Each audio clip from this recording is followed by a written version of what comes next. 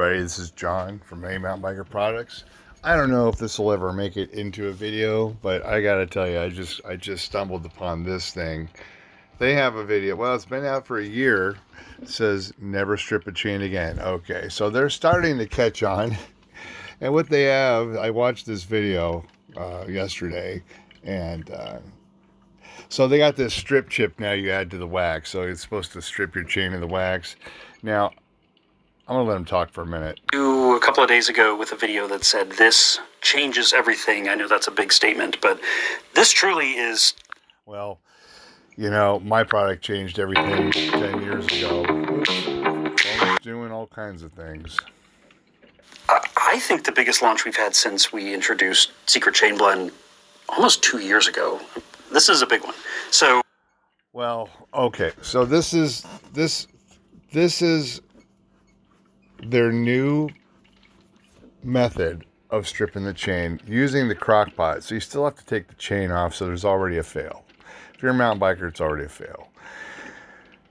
So anyway, the video is only 9 minutes long. I'm going to try to condense this down. This is a big one. So super proud today to announce the Silka Hot Melt Wax Melter or melting So I guess this is when they introduced their own crock pot for $100. System. It's something we've actually worked pretty hard on. It's a 600 milliliter. So that's pretty cool if you want to do that. You know, you've got all the preset temperatures and things, and that's great. But again, a $10 crock pot, once the wax is melted, you're at temperature, and then you turn it off and you dip the chain in and you pull it out, and you know, you have a stiff, slow chain. It's a mess.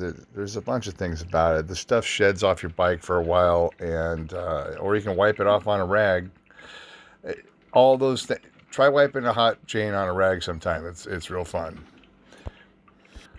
So yeah, I've tried all these things, and you know, they don't get any better results than my product. But I want to point out a couple things here about the chemistry. It's being developed for that, and we really went into the lab and said, you know, here are the most common chain brands out there. They're all using grease. All of those greases. All of the greases are paraffin based. Let's see what he says. Oh shoot!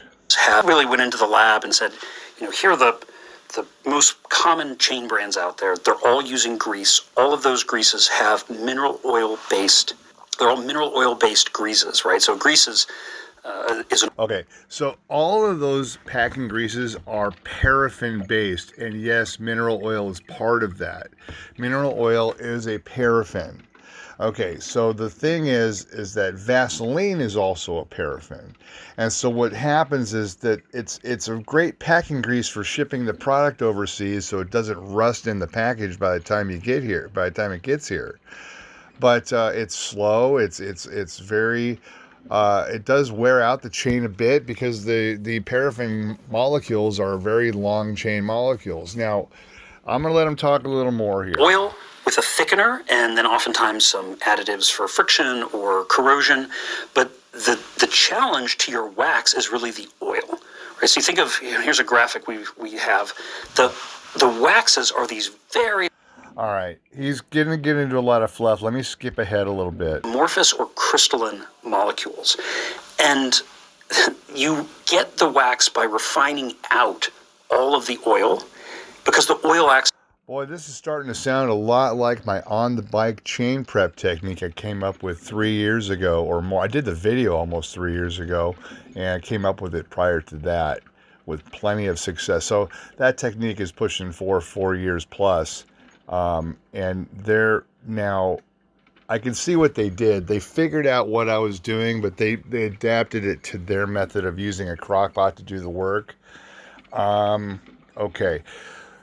I'm going to let him go into some more detail because he's actually giving you misinformation, and we'll let him divulge where this misinformation came from as well. As a solvent to wax. And so what happens when you put a... Sorry. So what he's saying is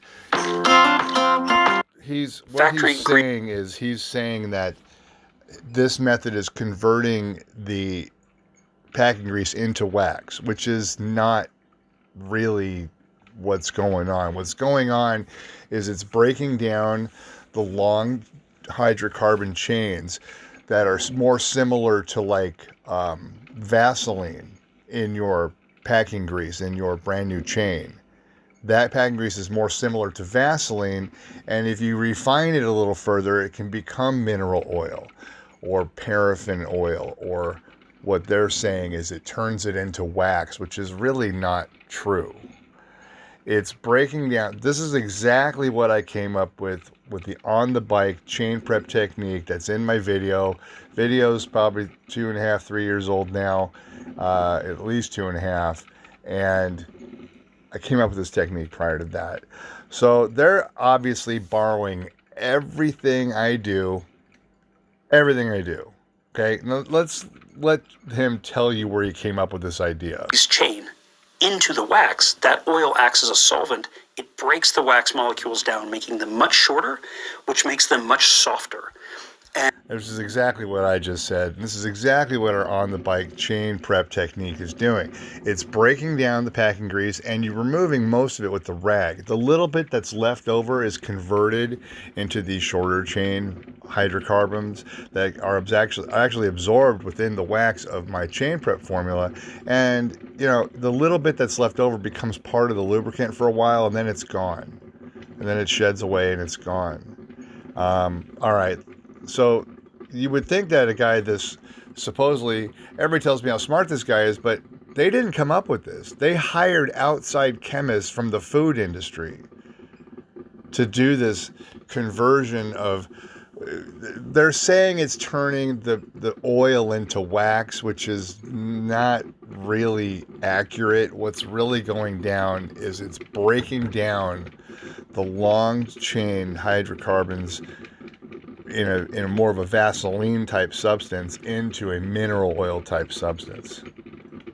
And that's something I came up with on my own. I didn't hire chemists from the food industry to tell me how to do this. Solvent, it breaks the wax molecules down, making them much shorter, which makes them much softer. And when the molecules are shorter and softer, they squeeze out of the chain much, much faster. So, I mean, they're basically word for word what I talk about in my chain prep. We've got studies that show some pretty interesting stuff. You put one factory grease chain into 500 grams of hot wax, and it will lose about 15. We approach this from the standpoint of what can we do to that oil in the grease to turn it into essentially a fat or a wax, and oleogelation is the answer. It doesn't literally convert it to a wax, but it turns it into an incredibly wax-like molecule.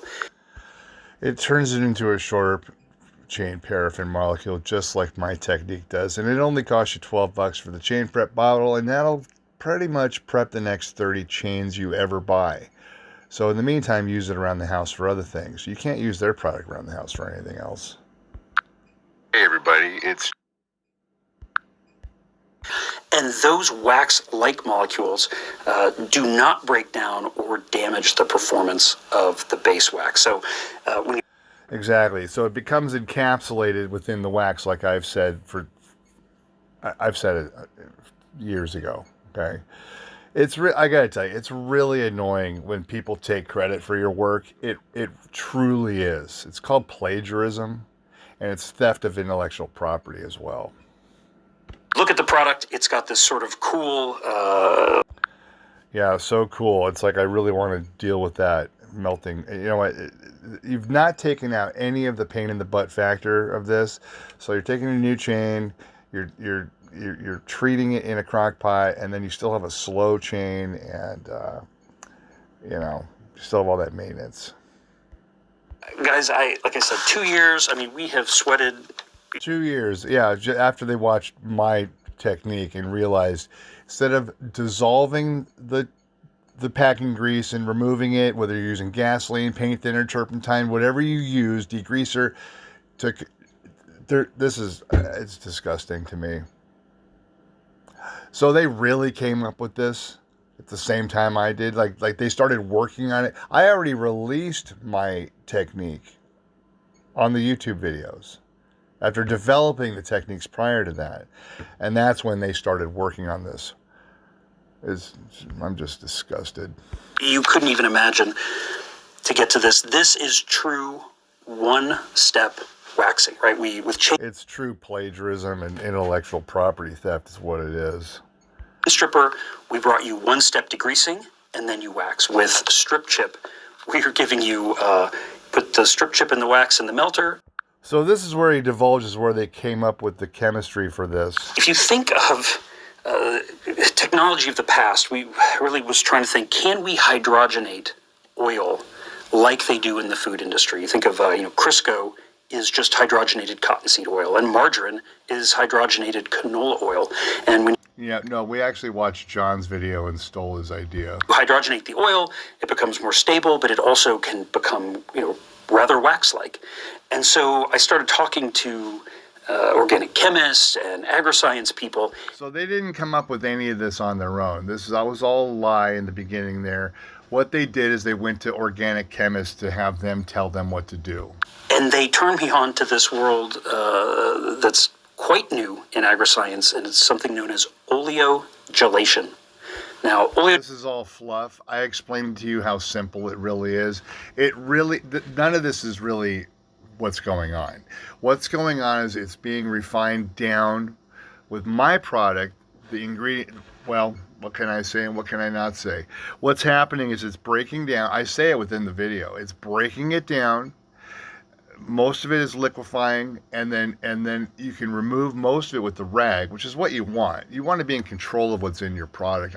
You want to be in control of what product is in your chain. So, my method gets most of it off, and what's left is actually broken down into a short chain paraffin,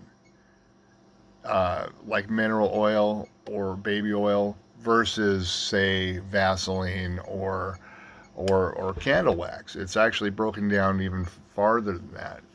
So he's just told you that they got organic chemists to show them how to do this. Hydrogenation is fascinating. It is hoped to replace hydrogenation in food fats, as it does not have the health risks associated with hydrogenation, but you get... Which this has nothing to do with chain lube. This is all to make them seem very smart and like taking credit for coming up with this. They did nothing. They saw my video. They said, this guy figured out a new way to do it. Let's get some scientists to tell us what he's actually doing, and that's what the result is.